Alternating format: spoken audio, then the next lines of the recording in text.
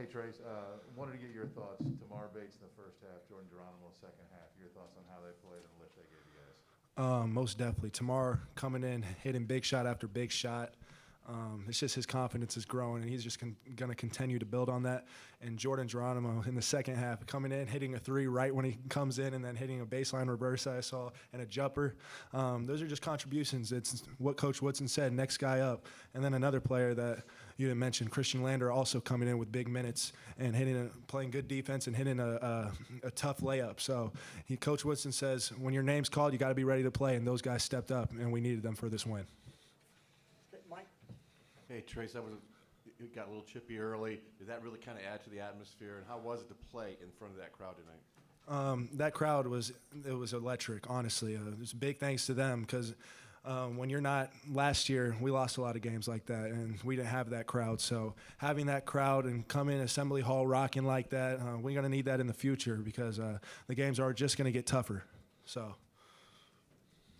Race, can you talk about just how much it means to you guys as a team to have to scrap for one there and get away with the victory, just from a momentum thing, confidence thing, attitude thing, everything? Yeah, it definitely gives us confidence. Last year we struggled closing out games, and Coach Wilson said it's a new year, and we're not doing that no more. I mean, it's our home court. We protect our home court at all costs. We make the plays that need to be made at the end of the games to win the games. I can apologize if this was already asked, but Tamar Bates obviously goes off for 11 in the first half, and Jordan Geronimo obviously has some big moments, 7, I think, and 5 rebounds in 8 minutes, and a big defensive moment there on Champaign. Just how impressive were both of those guys, how important are what you're getting from your second unit there? You want to answer? I mean, yeah, they bring it every day in practice. So, like, me and Trayce, we see it every single day. We're not surprised when they step up and they make those plays because they do it every single day. So, like Trayce said earlier, it's next man up. When you come in, you're ready to play, and they came in and they were ready to play, and it showed. Race, you had a really key bucket there in the last minute with that floater across the lane. Tell us what you saw on that play, and is that something you practice? I mean, a little bit, yeah. I mean, we work on range shots, touch shots, float shots. Christian Lander's been pushing me to shoot that shot.